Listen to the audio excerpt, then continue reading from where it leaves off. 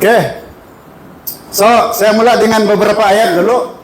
Amos 3 ayat 7 mengatakan, sungguh Tuhan Allah tidak berbuat sesuatu tanpa menyatakan keputusannya kepada hamba-hambanya para nabi. Tuhan tidak akan menjalankan apapun rancangannya tanpa mau kasih tahu dahulu. So God is a God of information. Dia mau kasih tahu. Dia tidak pernah melakukan sesuatu terlebih dahulu dia memberi maklumat. Oke. Dan dia bagi tahu sama si Yohanes, karena itu tuliskanlah apa yang telah kau lihat, baik yang terjadi sekarang, dia bilang zaman Yohanes, maupun yang akan terjadi. Oke. So, semuanya ditulis di dalam Alkitab, panduan untuk kita melihat apa yang akan terjadi di masa akan datang. Dan Yohanes 13 ayat 19, Yesus sendiri berkata, kamu mesti perhatikan apa yang saya cakap. Aku mengatakannya kepadamu sekarang juga sebelum hal itu terjadi, supaya apabila hal itu terjadi, ini yang penting, kamu percaya bahwa akulah dia. Yesus bilang, oke? So, sebelum segala-gala, kita mesti paham apa lambang dalam nubuatan, apa simbol dalam nubuatan. Ya, antaranya yang selalunya di dalam nubuatan sama ada kitab Daniel atau Wahyu ialah binatang. Binatang Daniel 7, Wahyu 19 ini melambangkan kerajaan. Oke. So apabila Alkitab berbicara tentang seekor binatang berarti sebuah kerajaan. Kepala ialah kerajaan yang muncul dari binatang. So selepas kerajaan itu mati, yang menggantikan itu dilambangkan dengan kepala. Dan selepas kepala, tanduk pula keluar. Ini kerajaan yang timbul dari kerajaan yang sini, yaitu satu power, satu kuasa. Oke. So ini yang harus diperhatikan, kan? Kepala, tanduk, dan yang keempat ialah sayap, beruang bersayap. Ini berartinya kepantasan, kelajuan, kan? Beruang bersayap, binatang keempat, Alexander the Great, laju, kan? Tapi laju juga dia turun. Oke. Air adalah tempat yang ramai penduduk atau orang ramai. Apabila berbicara tentang binatang yang keluar dari air, berarti kerajaan yang timbul dari tempat yang ramai penduduk. Oke. Angin berbicara tentang peperangan. Tadi pagi saya membaca ayat tentang jangan dulu lepaskan angin dari 4 penjuru angin. Artinya jangan dulu berperang sebelum dimeterai. Oke, so angin adalah peperangan. Dan yang paling penting dalam nubuatan, 1 hari ialah 1 tahun. Oke. So kalau dia bilang 100 hari dalam nubuatan itu 100 tahun. Kalau dia bilang 1260 hari itu berarti 1260 tahun. Oke, kamu ambil nota pasal saya mana tahu saya laju-laju, boleh kita balik nanti petang. Babel atau Babylon adalah agama palsu. Agama palsu, tanda palsu, penyembahan palsu. So apabila Alkitab berbicara tentang sudah roboh kota Babel, artinya itu agama palsu sudah tidak boleh dipakai lagi. And then yang terakhir ada 2 wanita, satu digambarkan wanita suci, ini melambangkan gereja Allah atau umat Allah. Satu adalah wanita pelacur, yaitu karena di dalam Alkitab pelacur menggambarkan agama yang dicemari. Oke. So, wanita suci adalah agama yang suci, pelacur adalah agama yang palsu. Oke. Dan kita berbicara tentang prinsip mentafsir nubuatan. 2 Timotius 3 ayat 16. Berhati-hati kalau pakai ini ayat. Terutama sekali elders yang ada yang demo tengok demo terupung di dalam anggotakan. Segala tulisan yang diilhamkan Tuhan memang bermanfaat untuk mengajar, untuk menyatakan kesalahan, untuk memperbaiki kelakuan, dan untuk mendidik orang dalam kebenaran. To reproof, dia bilang, kan? Jadi kalau ada orang salah-salah, janganlah pakai itu Alkitab. Alkitab bilang kau salah, bukan. Jadi tujuan dia. Tapi kalau kita ambil secara pribadi, segala tulisan yang diilhamkan, inspired writing, ialah bermanfaat untuk mengajar kita, menyatakan kesalahan, memperbaiki kelakuan, dan mendidik orang dalam kebenaran.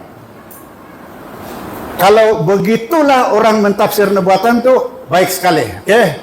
Dan 2 Petrus berkata yang terutama harus kamu ketahui ialah bahwa nubuat-nubuat dalam kitab suci tidak boleh ditafsirkan menurut kehendak sendiri. Sebab tidak pernah nubuat dihasilkan oleh kehendak manusia, tapi oleh dorongan Roh Kudus orang-orang berbicara atas nama Allah. Yang penting di sini, nubuat tidak boleh ditafsirkan menurut kehendak sendiri. Contoh, Alkitab ada bilang kalau kau tidak ada ini tanda, wah ini tanda pada tangan lagi tuh. Kalau kau tidak ada ini tanda, kau tidak boleh membeli, kau tidak boleh menjual. So baru-baru time vaksin tidak boleh masuk pergi psikis kan kalau kami lah psikis. Tidak boleh kalau tidak kena vaksin. Macam mana pula ini.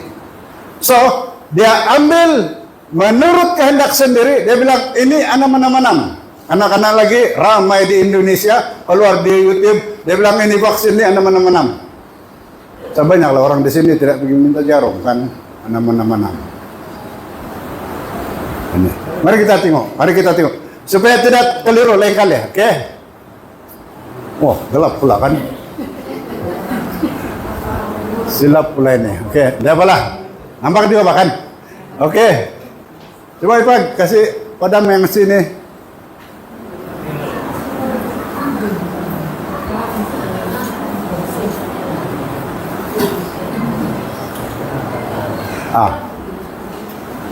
Oke, ngomong betul lah.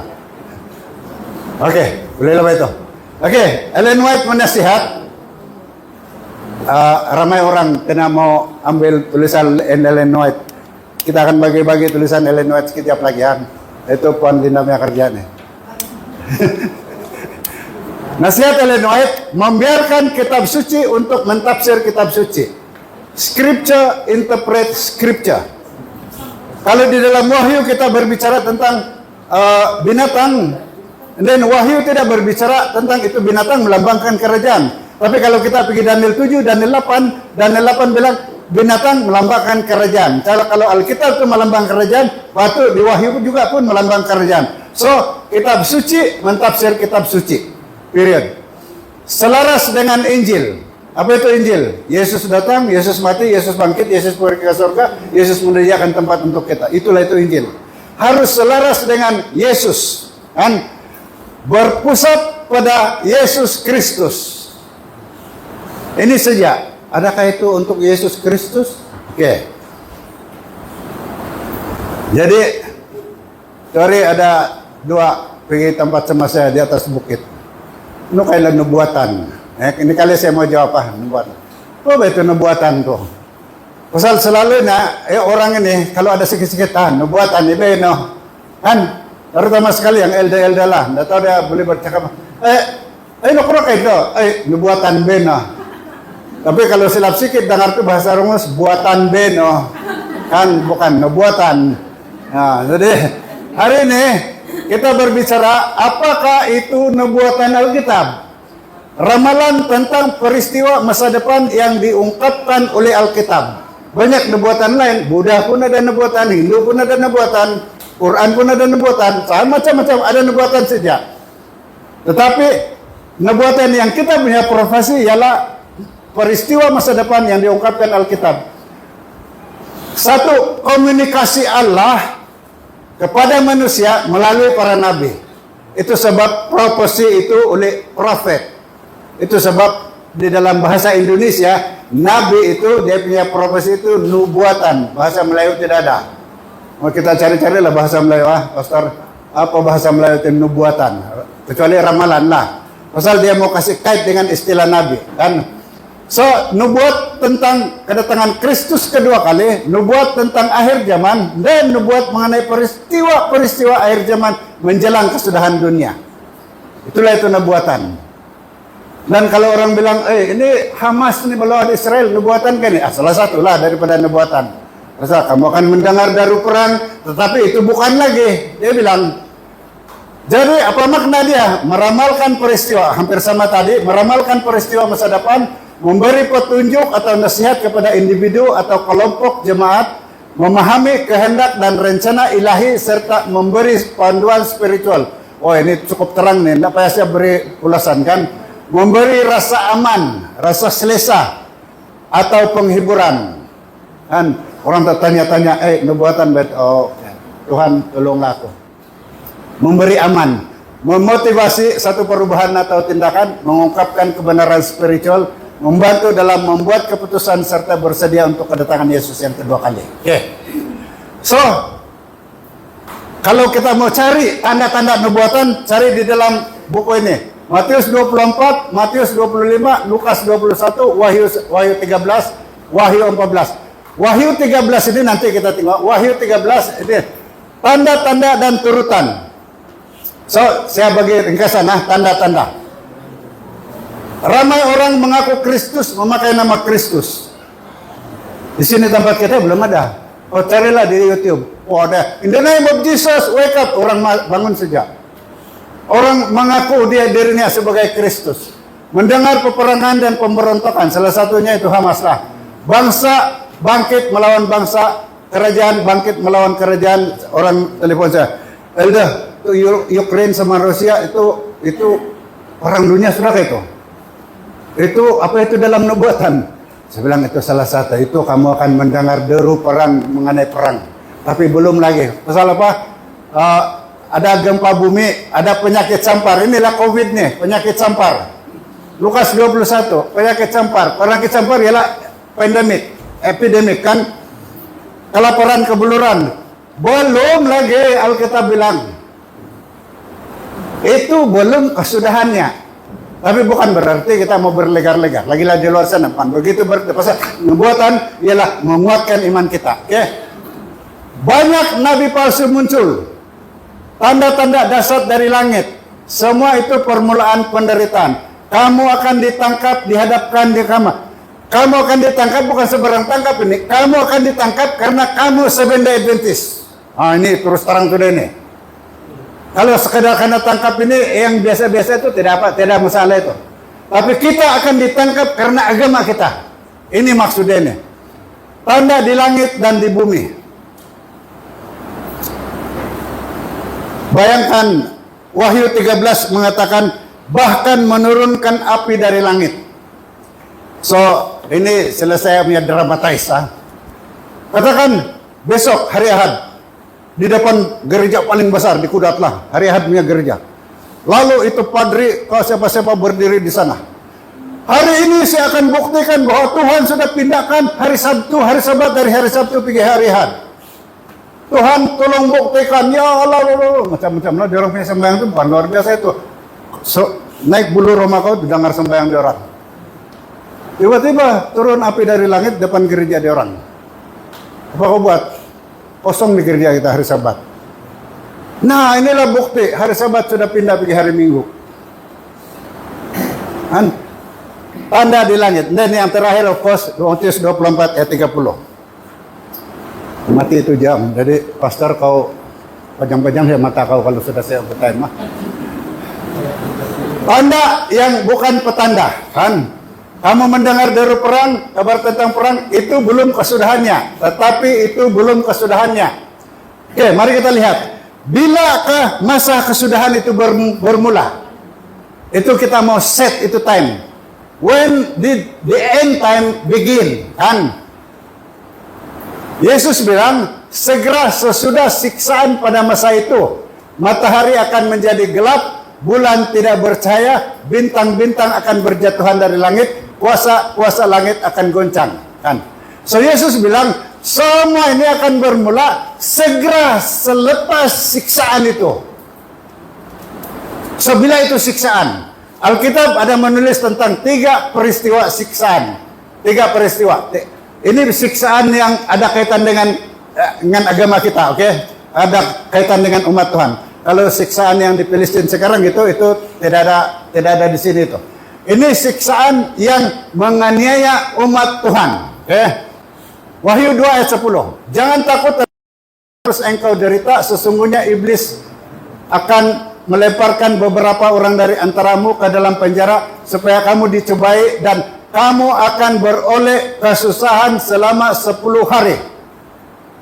Tadi 1 hari berapa dalam nubuatan? 1 tahun. 10 hari 10 tahun. Adakah dalam sejarah 10 tahun umat Allah dianiaya?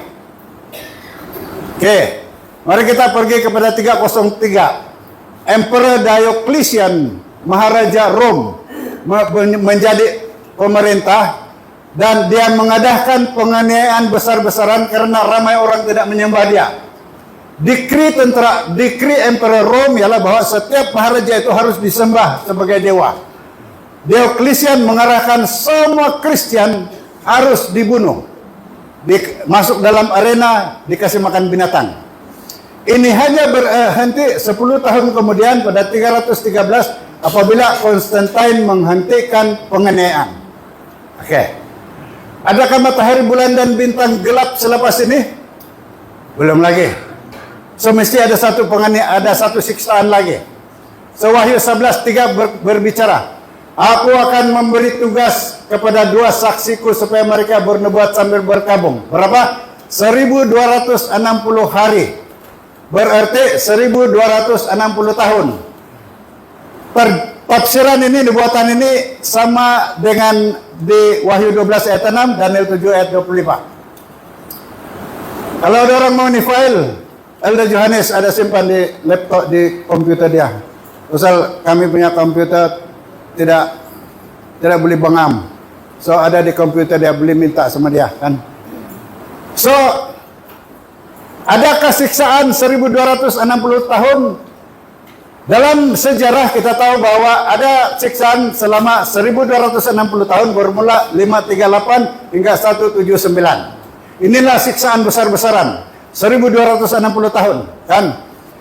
50 juta nyawa terkorban dari berita ini ditulis, dari tahun ini sampai berita ini ditulis 1871, 50 juta nyawa terkorban karena agama, karena kepercayaan kan. Dan yang ketiga punya siksaan ialah 7 bala akhir. Ini belum lagi lah, ini Tuhan punya.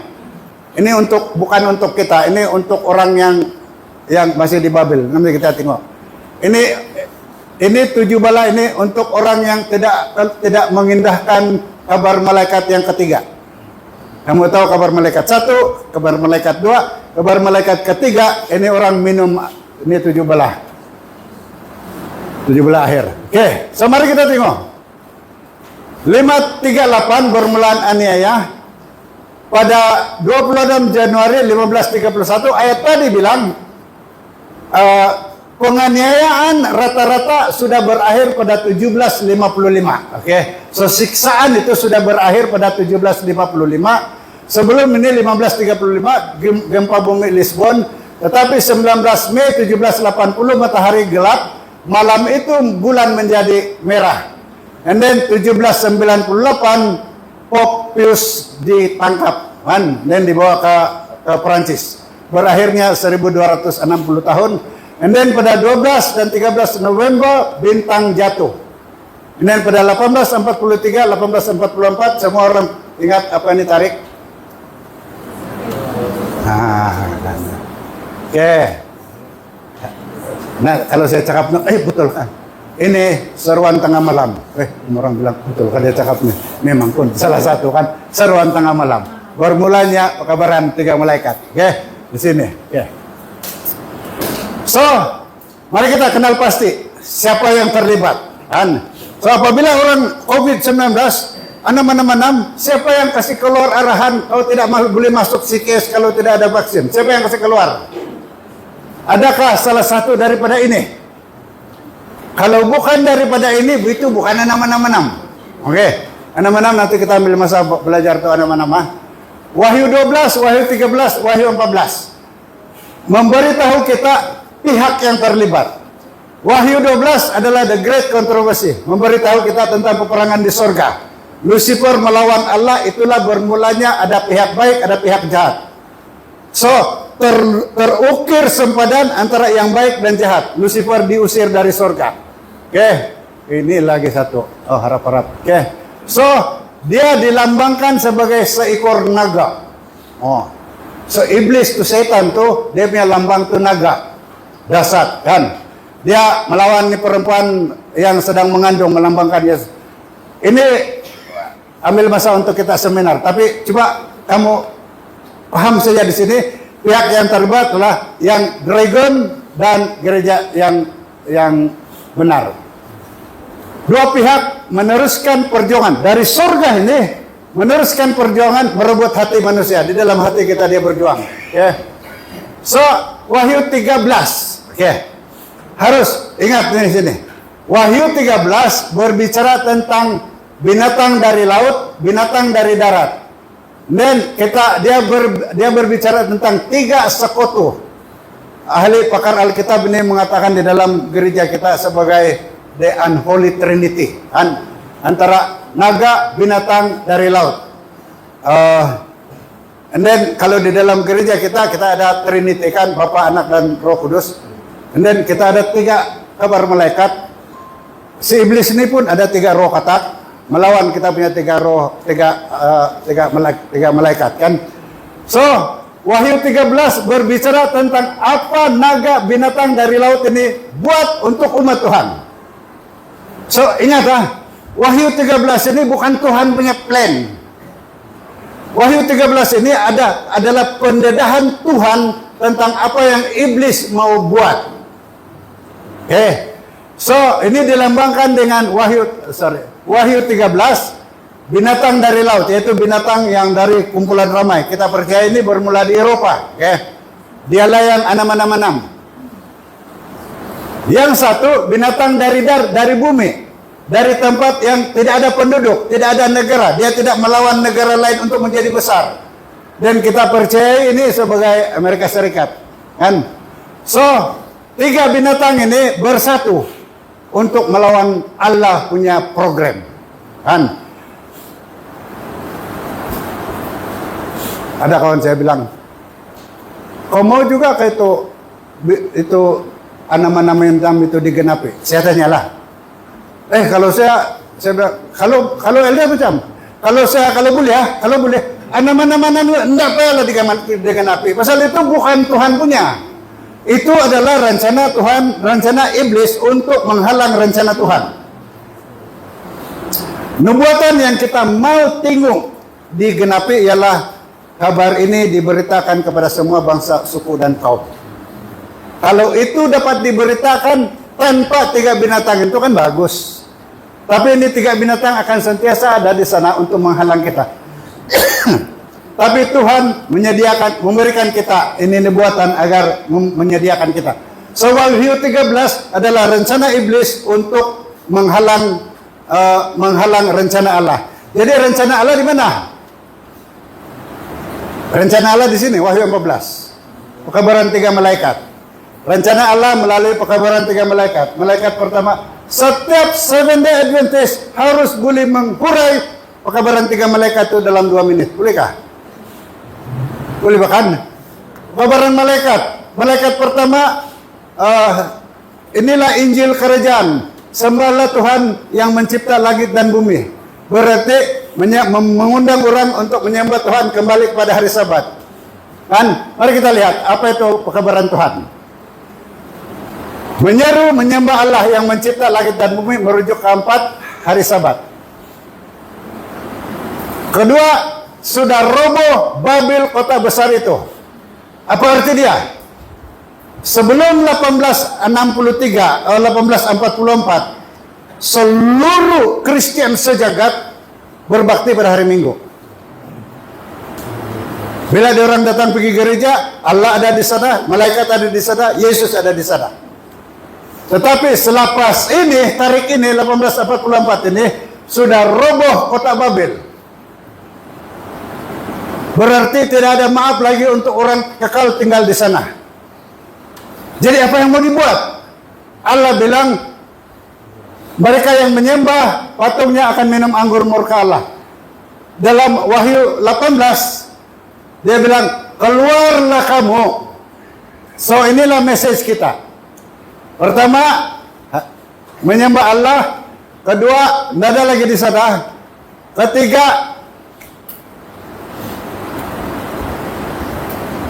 Ketiga, siapa yang menyembah akan minum air anggur murka Allah. So, So ini dia. Inilah plan Allah. 3 ini. Orang tanya sama saya, tidak cukupkah kalau kabar Injil saja? Kenapa pun kabar 3 malaikat? Dulu kalau itu murid-murid Matius 28, pergilah kamu ke seluruh dunia. Tapi kita punya message ialah, pergilah, kabarkanlah kepada setiap bangsa, bahasa dan kaum. Inilah message kita hari ini. Okay. Wahyu 13 dia punya untuk melawan rancangan Allah. 2 pihak saja. Segala-gala ini berpuncak pada ini. Kalau ada nama-nama vaksin ke segala-gala yang ada kaitan dengan gereja kita, apalagi kalau di Malaysia ini tidak ada ini lain yang memerintah di sini. Betul juga negara kita ada campuran dengan agama, tapi bukan agama kita. Tidak terkecuali di sini. Okay. Wahyu 13 dengan segala prasarananya, Wahyu 14 dengan segala prasarananya melawan. Okay. Penentuan ialah ini tanda. Sahabat. Ini atau ini. Tidak ada hari Jumat, tidak ada hari Isnin, hari pertama hari ini. Semua kegenapan nubuatan berkisar pada konflik ini. Dan tanda yang terakhir ialah awan-awan. Awan-awan sama yang dinaiki Daniel nampak apabila dia nampak anak manusia datang kepada yang lanjut usianya. Awan-awan yang sama yang Yesus naik dalam kisah para rasul, naik ke surga. Awan-awan yang sama yang dia akan naik turun ke bumi. Kan? So ini adalah secret rapture nih. Kawan saya bilang, brother, kau tidak takut ke secret rapture? Apa secret rapture? Siapa punya ajaran itu? Alkitab. Kasih saya Alkitab kau tuh yang ada begitu. Alkitab saya tidak ada mengajar secret rapture. Alkitab saya mengajar bahwa dia akan datang dengan bunyi yang bising. Nah, ini ayatnya kan. Oke, saya akan akhiri dengan doa di sini.